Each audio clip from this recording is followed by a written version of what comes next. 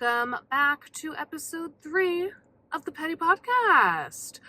And the girls. But before we start talking about the girls really quick, I did want to say I did forget something in one of my stories from episode 2, the boys. So this was about my ex, Crybaby. I remembered something right before filming this, and I was like, oh, screw it, I'm just gonna put it in the beginning. So when we were breaking up, which was the last day of college for me, which was awesome.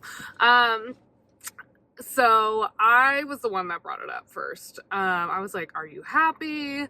And we were like getting ready to go to bed, and he's like, I'm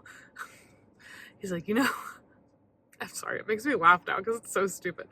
He's like, I still have love for you, but I love you like a sister. And I'm just like, okay. And then like, I remember thinking when I got home, I was like, so first of all, I was heartbroken because obviously the conversation was, emotional. And I was like, wait, he says he loves me, but like a sister? Okay, well, you really enjoyed fucking your sister then, crybaby. So I just wanted to add that. Okay, now moving on. And the girls, they're next. Yeah, no, sorry ladies, you are not off the hook. But like, obviously, like, I am a misandrist. I believe that women are more powerful than men. I think we're better than men.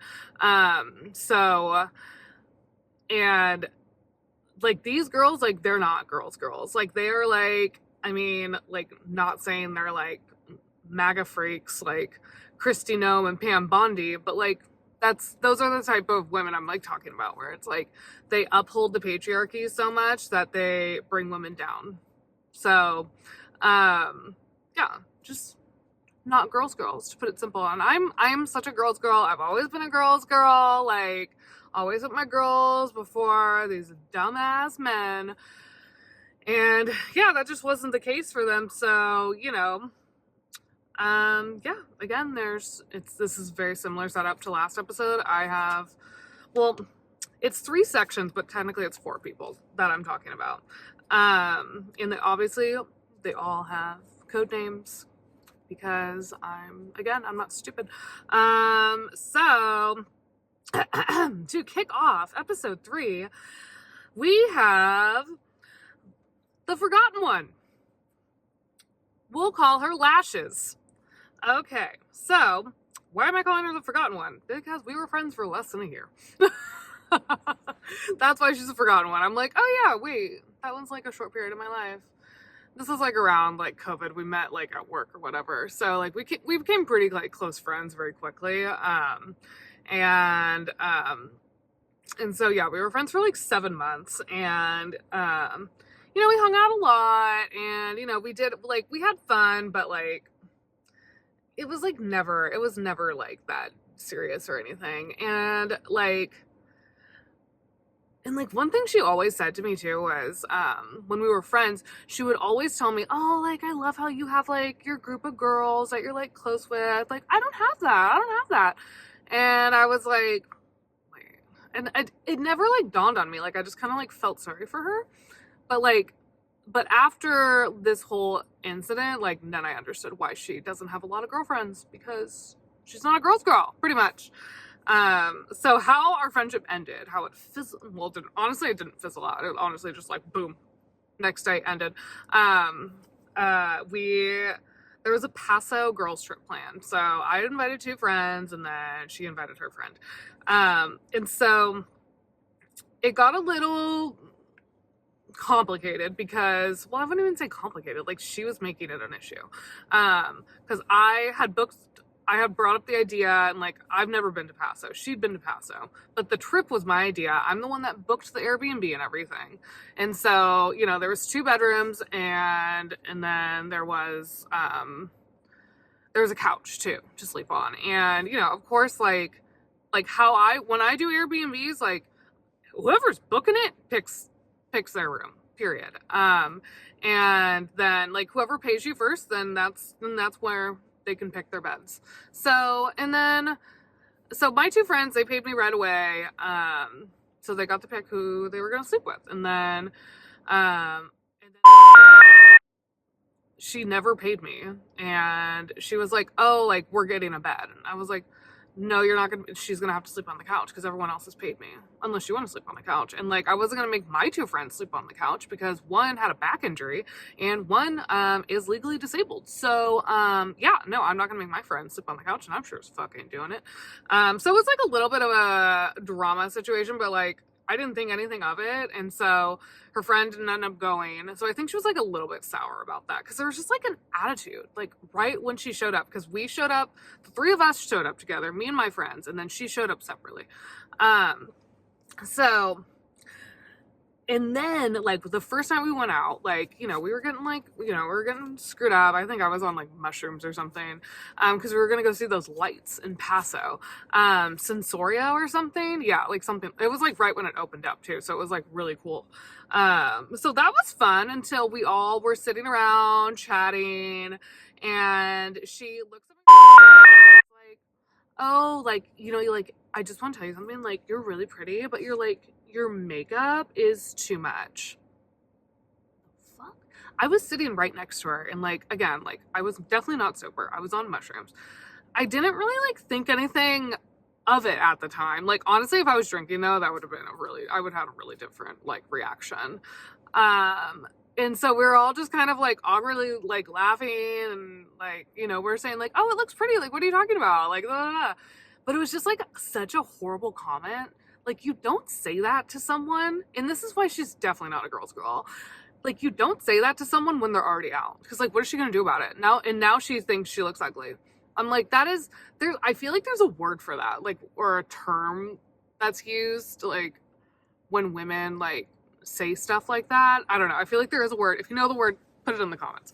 But yeah, like, just putting her down when she can't do anything about it. What is she gonna go do? Like, go to the bathroom and wash it off now because you said it was too much. It was too much.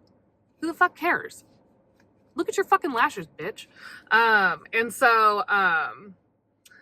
And basically, so then we went to a dive bar in Paso, and I was just not feeling it. Like, oh my God, not feeling it at all. Like, wanted to leave immediately. Like, no. And then that kind of started some drama too, in the group. And so it was just like a weird tension, like throughout the weekend after that. Like, we were all, you know, we were doing our best to like get along, but it was like clear there was like some weird tension. And then we left the next day. And then like we were all talking about, we're like, what the hell? Like, you know, all these things happened. And then I was just like, oh my God, I'm so sorry. Like that was a horrible trip. Like, I felt so sorry that I had to like put them through that. And like we all had to like deal with her all weekend. And like, you know, listening to like their perspectives, and like we all discussed it. And I was like, you know what? Like, I'm not gonna be friends with her anymore. Like, I don't care. Like, I don't care that we work together. Like, I don't care. Like, I'm just done. Like, that's just like not like you could say like shit to me, and like, I mean, I will obviously stand up for myself, but like when you say shit to like my friends, and like, no, like no one can talk shit about like my best friends. Yeah, like I have such like I have zero tolerance for that bullshit.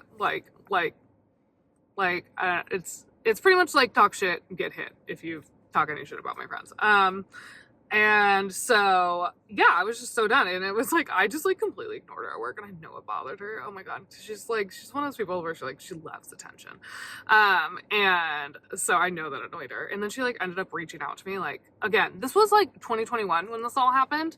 And she reached out to me, like, I think it was last year on Instagram. And I was like, oh, I don't know, like, why we stopped being friends, blah, blah, blah.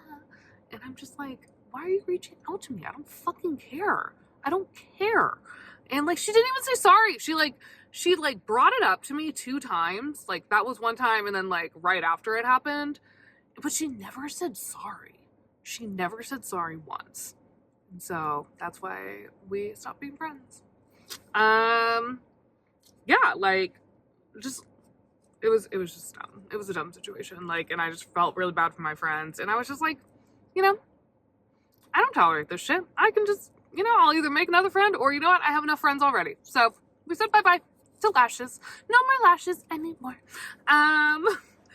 And then we got the next one, your typical narcissistic bitch. And I will call her Bridezilla. Why do I call her Bridezilla? Because I was her maid of honor in her wedding. And yeah, we're no longer friends. So I'm like she was a bridezilla too. Like, let's just be honest. Like, she was so, like, she expected everyone to just drop whatever they're doing for her fucking wedding.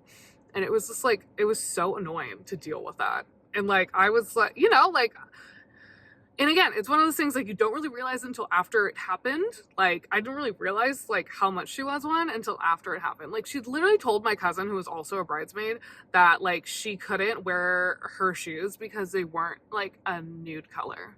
And I was like, okay, or yes, but the shoes were still like in the nude category. They just weren't the right shade for her, and she made her like wear new shoes. And it was like the dumbest thing too, because we're all wearing fucking long dresses anyways. That was just like the most annoying fucking thing. Yeah, and also I ruined all of her wedding pictures that I'm in with her, so I don't care about that. So obviously like this one hurt me a lot, and I think that's why like I feel myself getting like a little heated as I'm talking about it. And because she was like, I considered her one of my best friends. She was one of my best friends for about 5 years. And we met through work, like similar, like that's kind of like what happens when you're in your 20s, you meet friends through work. Clearly I shouldn't meet any more people through work though. I mean, I have some good ones in my life now, but like, I don't know. If it happens, it happens. Yeah, so we were best friends for 5 years, and like what she did to me was really horrible. Like, honestly, like she was after that friendship ended, which was extremely dramatic, it like really put a lot of things into perspective for me. And like, I actually think that she's a manipulative sociopath now that we're not friends anymore. Extremely manipulative person.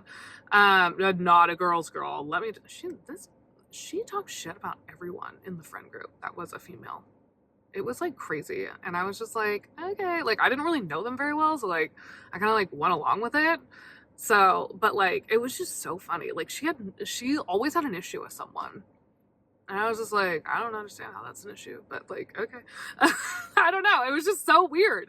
And so I'm obviously not going to go into every little detail, but the drama really began when like I was like this one guy that like I had been hooking up with like on and off, like he like reached out to me again, and I started talking to him again, and she got like so irritated about that I was talking to him again.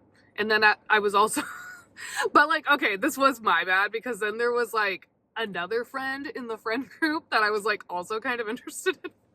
So I was like, yeah, I think she was just like, I think that's why she was really pissed off, because it wasn't like because he texted me again. It's because of like whatever. I'm single. I'm having fun. Okay. I don't care. And she obviously like stuck up for them, but not for me. And it's like, girl, I'm your best friend, and you're treating me like absolute trash right now. Like, she would send me this went on for days. We were arguing back and forth over text message for days, and like she would send me these long hurtful paragraphs, and like I'm trying to tell her like why why I don't have the healthiest dating habits, and like I'm telling her all these things, and like I'm owning up to it. Like, I'm not saying like what I'm doing like is fine. I'm like, well, I'm explaining to her why it is. She's just like going into me saying like, oh, well, saying she's better a better friend than all of my other best friends that I've known since high school. Like, that she's a better friend than them because she tells me the truth. They're sugarcoating it. They're not telling me the truth. And I'm like, no, like, you are saying it in a super judgmental way that makes people hate you. And you just sound like a bitch. You don't sound like you're trying to help me. You're trying to like pinpoint all my problems and bring me down in the process. There's another way to do that. Okay, bitch. Bridezilla. So just not a girl's girl, like, at all. And then she called me a homie hopper. This bitch called me a homie hopper. I was like, oh, did you get that comment from your husband? Sounds like something your husband would say. And like, mind you, like, all those dudes in that friend group, like, yeah, of course they fucking liked me and wanted to hook up with me. Cause I'm hot. Okay? Like, oh, I'm sorry, I'm good looking and I'm likable. Oh, I'm sorry. Maybe maybe you should put the blame on them too for being fucking jackasses and seeing me as a piece of meat. Okay? Okay? Yeah, not a girl's girl. And then she got, so the homie hopper comment, like, done. Like, like, I think I told her to, like, that I was done talking to her after that. Like, because I was, like, gonna go, like, to a Warriors game. And I was like, bitch, I'm not arguing with you at a Warriors game. I'm gonna watch Klay Thompson be sexy. And then she got my cousin involved in the drama. She tried to get in between us by, like, starting some drama. And me and Christy, we quickly talked about it. I apologized for it. I owned up to it. And then she's like, okay. And I was like, I can't believe she's trying to, like, get me and my cousin, like, together. Like, well, not get us together. That's incest. But like put us against each other. I'm like, no. Like, me and my cousin, like, we're literally like this. We are sisters. I would do anything for her. And then she did something mean to her where she, like, didn't invite my cousin to something because me and her were in a fight, because me and Bridezilla were in a fight. And so she didn't invite my cousin. And that really hurt my cousin's feelings. And I was in the car with her when it happened. I just, like, fucking lost it. I started screaming, crying. I was like, fuck this bitch. I was so done after that. I'm like, you're just, it's just, you're done. Like, I'm so done with you. Like, I'm just done, like, with that chapter of my life. Like, I did a lot of, like, fun partying with her and everything. And it was just, like, a fun. Like, I was post breakup to fucking crybaby, and I just wanted to have fun, and, like, I did. I had a lot of fun. I probably like wasn't the best. It probably, like, wasn't the most healthy, like, fun, but I don't care. I had a good time, and she ruined it, and honestly, I was outgrowing all that lifestyle anyways, because she was kind of becoming lame. Yeah, and so basically, I wrote her this letter, like. This letter was crazy. I was so angry. I got so angry. I, like, punched the floor at one point and I, like, bruised my hand. Like, that's, like, how angry I was through this process. I was a psycho. Ask my cousin. I was a fucking psycho. And so, yeah, I just wrote her this letter. I said everything I needed to say in it, and I sent it to her. And then she thought I was trying to fuck up her marriage. And she, like, sent me this long text message. It's like, no, bitch, I don't fucking care about your marriage. Actually, I saved your marriage. And so it's just really funny that that's what she got out of that.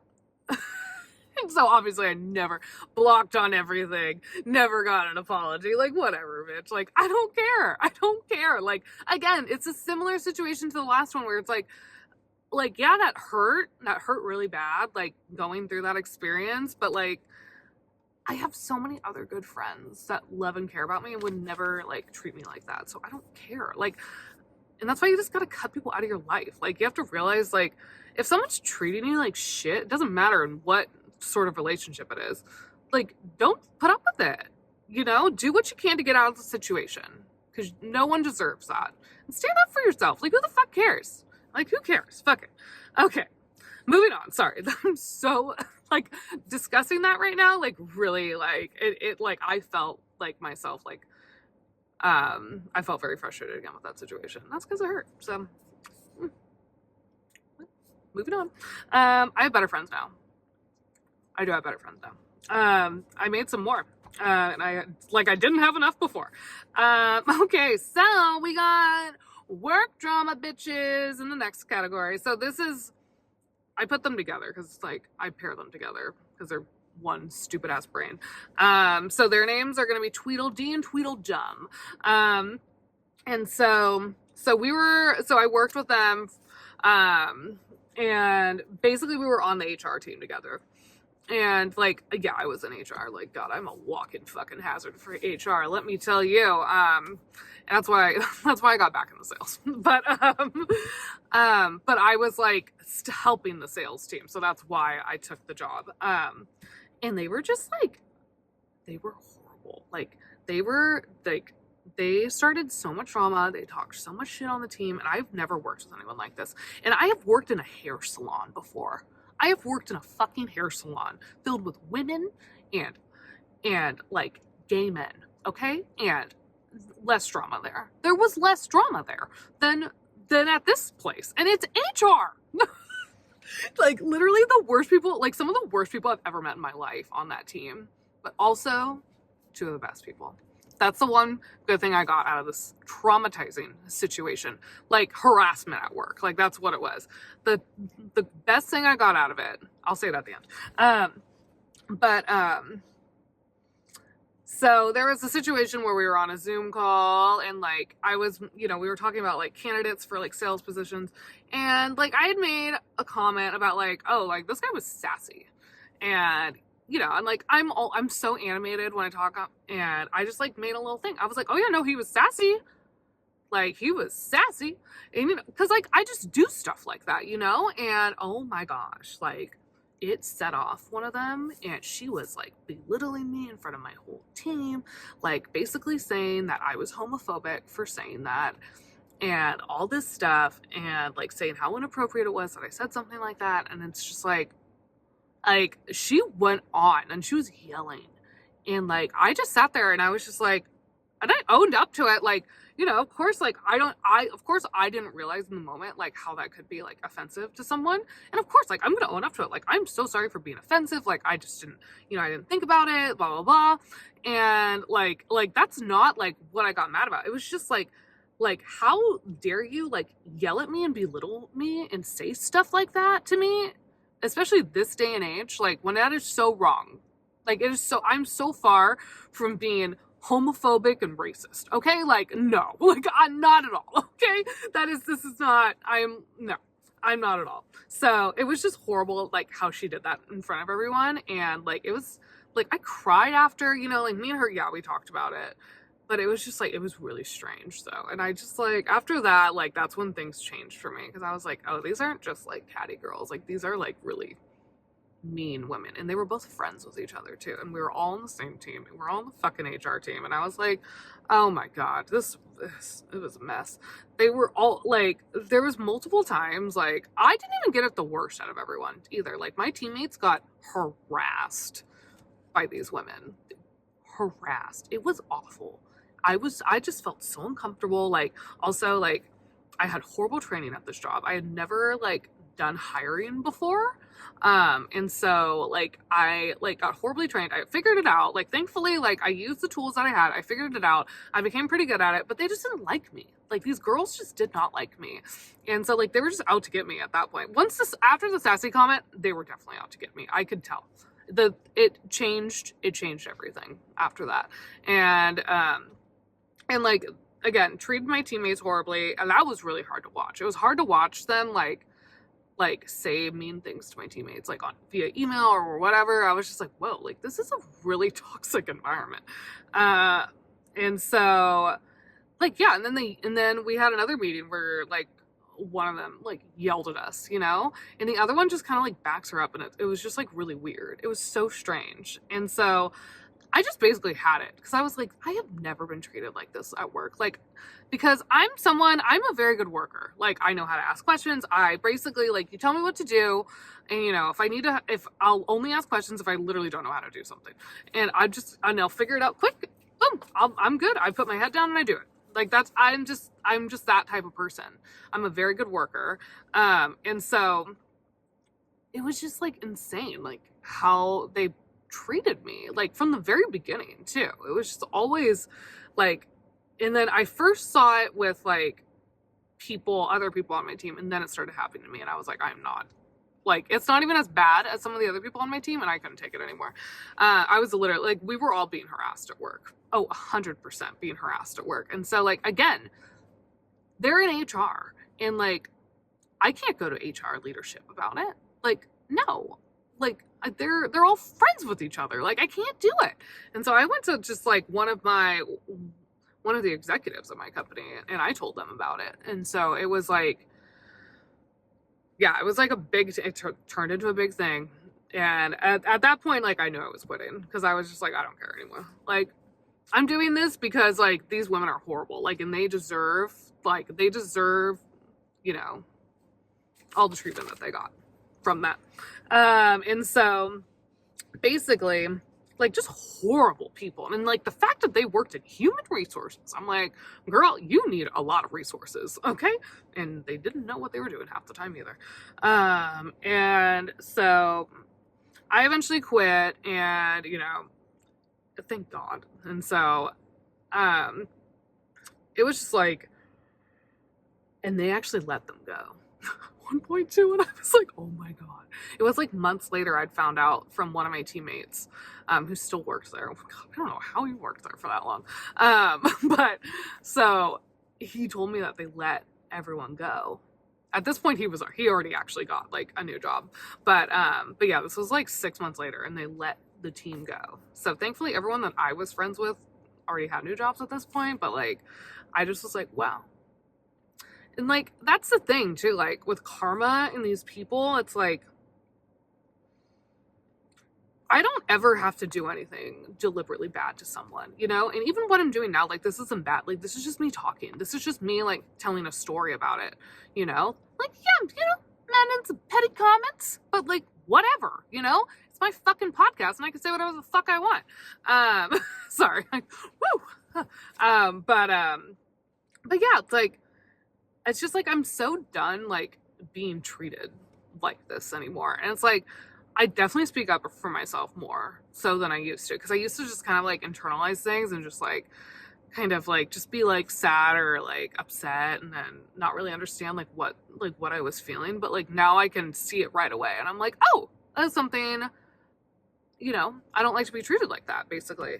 And the best thing I got out of this job though, and they're still dear friends of mine, like we're trauma bonded for life, me and these two. And like I just like love them like brothers. They're like so sweet. They helped me through so much in that situation, and like I just love them to death. Like, and so yeah, we're still good friends. So we're trauma bonded. I love that for us. Yeah, so basically like again, I do not like I'm usually like now when like I'm usually not one to like hate on women, because like I understand like we have to deal with a ton of shit, and usually there's a reason why, like, we do the things that we do. And like obviously like these 4 women, like they had a lot of issues in their past that made them this way, that made them not be girls. And it's just like I just don't have to like they clearly did not care about my feelings, so I'm not going to care about theirs. That's basically it. And especially the 2 that were supposedly my friends, Bridezilla and Lashes. like no, like I don't put up with that shit. Especially when it's the tipping point with both of those was when they got one of my friends involved in it too. It's like, nope, I told you, 0 tolerance for that shit. Like my friends, my family are like my world. And so if anyone says anything and I hear about it, about anyone that I love, like it's done. I don't care. I will find you. Believe me, I made a podcast called The Petty Podcast. I will find you. But yeah, so I just really wanted to start off strong with these first 2 full episodes, the boys and the girls. So yeah, it was really fun. Like it was honestly like very therapeutic to kind of like go through these again and just realize like how far I've come in life. So yeah, moral of the story is don't take shit from anyone, even if it's the person's like your best friend. Even if it's your best friend, even if it's a coworker, like family members, like don't take it, like obviously, like, I was, definitely in some of those situations, I was not doing the most mature thing, but whatever, stand up for yourself. Like, just do it. Like, I don't know. Like, I've done a lot of healing in the past few years, and it's just, like, I've learned that I'm worth a lot, and, like, my time is valuable. Like, I'm a very big-hearted, caring person, and I'm just, like, I'm done. I'm done being walked over. So, call me the villain in your story. I don't really care. I am the villain in all these women's stories, but I don't really care. Got that yin and that yang, we got that balance. I'm a good person, but I'm also a bitch. So yeah, next episode will be a fun new thing that I'm doing. I obviously like love concerts. I love music. I spend so much money on them. And when I love an artist, I fucking love an artist too. Like I want to know all the fun details about them. You know, I follow them closely, all this stuff. And so I want to do like a concert series. So pretty much like whenever I go to a concert, like the episode the week after will be about that concert. So episode 4 is going to be about Cobra. If you don't know her, she's a Swedish kind of like dance pop, but she's kind of like goth too. Like she's a Swedish dance pop star, and her name's Cobra, and she's fantastic. So if you haven't listened to her album Torn, you should. It's amazing. And so I'm gonna see her. So that's gonna be episode 4, which I'm super excited about. Again, like and follow and subscribe to the Petty Podcast Official. YouTube, Spotify is where I post my full episodes, and TikTok and Instagram is where I post other random content. And so yes, please follow and subscribe, and like my stuff. Share my stuff with your friends if you think you know someone who might enjoy it. I'm really trying to organically get like a following. Like I'm really not trying to like invest too much in like gaining followers, like through money obviously. So but like I'm trying to do like a very like grassroots sort of thing. So yes, please word of mouth, great marketing. So yes, please get in the comment section too if you have any opinions about what I said. I love a good little sesh in the comment section. So yes, again, please like, share, follow the Petty Podcast. Full episodes are released on Tuesdays on YouTube and Spotify. And I hope you guys have an amazing day. All right. Mwah.